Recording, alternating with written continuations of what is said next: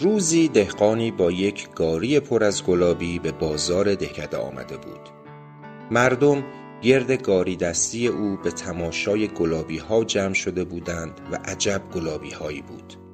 آنقدر زیبا و درشت که چشم از تماشای آنها سیر نمی شد. اصلاً این دهقان مشهور بود، زیرا همیشه میوه های عالی به بازار می آورد. اما همین دهقان شهرت دیگری هم داشت. گران فروش بود و پول به جانش بسته بود و از آنها بود که از آب روغن می گیرند. هنوز مردم دور بساط دهقان جمع بودند و دل نمی کندند از آنجا بروند که مرد ژولیده و آواره‌ای از راه رسید و به جمع مردم پیوست و به گلابی ها نگاه کرد و با تواضع و فروتنی از دهقان خواهش کرد که یک گلابی به او صدقه دهد. اما دهقان بداخم بود و پس فطرت و رحم سرش نمی شد. ناچار امتناع کرد. مرد خدا از جواب خشن دهقان جا نخورد. همانطور جلوی بساط او به تماشای گلابی ها ایستاد. دهقان از این حرکت او از جا در رفت و شروع کرد به مرد بینوا دشنام دادن و یک تومار ناسزا تحویل او داد. اما مرد خدا جم نخورد. همانجا ایستاد و گفت: همشهری، در این گاری دستی صدها گلابی هست. اگر یکی به من انفاق کنی جای دوری نمی رود. یک نفر از میان جمعیت دلش به حال مرد بیچاره سوخت و به دهقان گفت: ای بابا، چرا یک گلابی به این درویش نمی دهی؟ اگر هم دلت نمی آید یک گلابی عالی به او بدهی، یک گلابی وازده بده. از این ثواب پشیمان نخواهی شد. دهقان از این حرف عصبانی شد، خشمش بیشتر و لج کرد و گفت: مگر این گلابی ها را سر صحرا جستم؟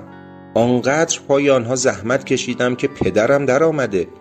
اینها را به بازار نیاوردم که صدقه دهم. مردم دیگر هم به صدا در آمدند. عده‌ای از دهقان طرفداری کردند و عده دیگر طرف مرد خدا را گرفتند. سر و صدا بلند شد، مشاجره و داد و فریاد شروع شد، ازدحام بالا گرفت. عاقبت مردی به جلو آمد و سکه‌ای کف دست دهقان گذاشت و گفت: ترجیح می دهی که چنین علم شنگه‌ای دور بساطت برپا شود اما یک دانه از گلابی هایت کم نشود؟ بوی ترحم به مشامت نخورده. بیا این پول را بگیر و یک دانه گلابی به این مرد بده. دهقان یک گلابی به مرد خدا داد. مرد درویش گلابی را گرفت و برای تشکر سری فرود آورد و بعد مردمی را که دور او جمع شده بودند مخاطب قرار داد و گفت: من از کارهای بعضی از مردم سر در نمی آورم. مثلا این دهقان صاحب این همه میوه است اما دلش نمی آید یک گلابی به فقیر بدهد.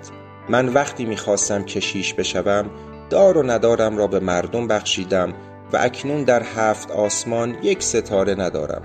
نه پول، نه خانه، نه خانواده، خلاصه از مال دنیا بی بهره‌ام. اما با وجود این از دار و ندارم دیگران را هم بهره‌مند می کنم. مثلا من یک درخت گلابی دارم. خواهش می کنم 1 دقیقه صبر کنید و با من گلابی نوش جان بفرمایید. مردی پرسید: اگر تو خودت آن همه گلابی داری پس چرا برای 1 دانه گلابی پیش این بابا ننه من غریبم در آوردی؟ مرد خدا جواب داد: من اول باید 1 درخت گلابی بکارم، هنوز که نکاشتم. پس آن گلابی را که دستش بود خورد و 1 دانه از تخمهای آن را از دهان درآورد. در زمین گودالی کند و آن دانه را در خاک کرد و رویش را خاک ریخت و گفت: حالا باید 1 آبپاش آب به آن بدهم. مردم از خنده روده بر شده بودند.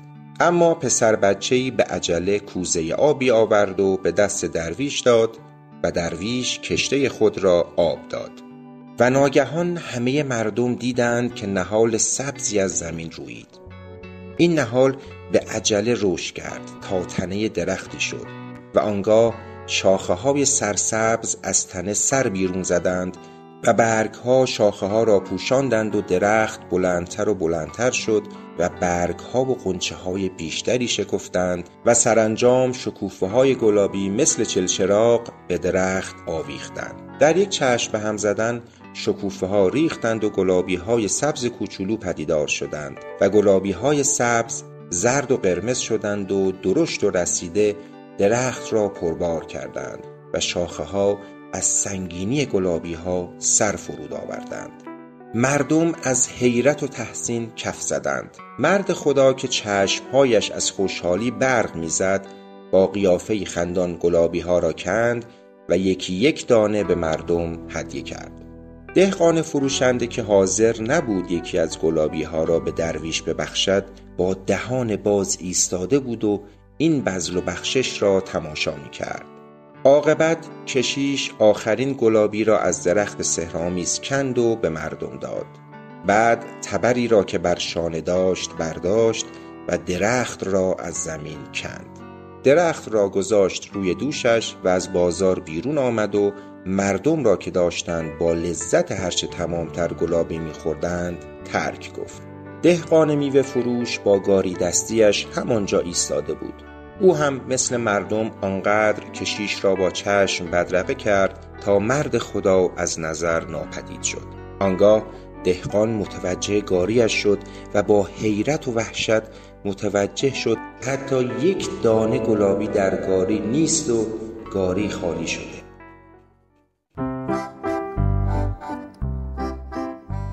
در یک چشم به هم زدن متوجه شد که چه بلایی به سرش آمده.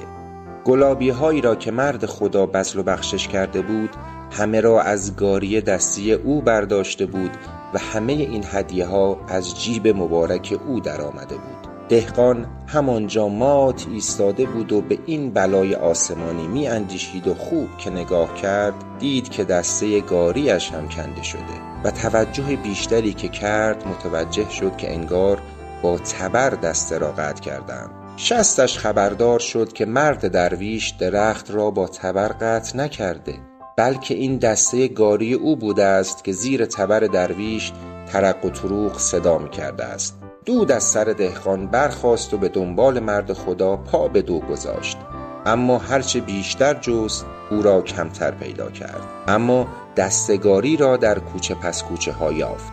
وقتی که مردم ملتفت این شوخی کشیش آواره شدند زدند به خنده و قهقهه مردم فضای بازار را پر کرد. در این میان میوه فروش خسیس مثل برج زهرمار ایستاده بود و مردم خندان را میپایید، اما آن مرد خدا دیگر هرگز کسی او را در آن حدود ندید.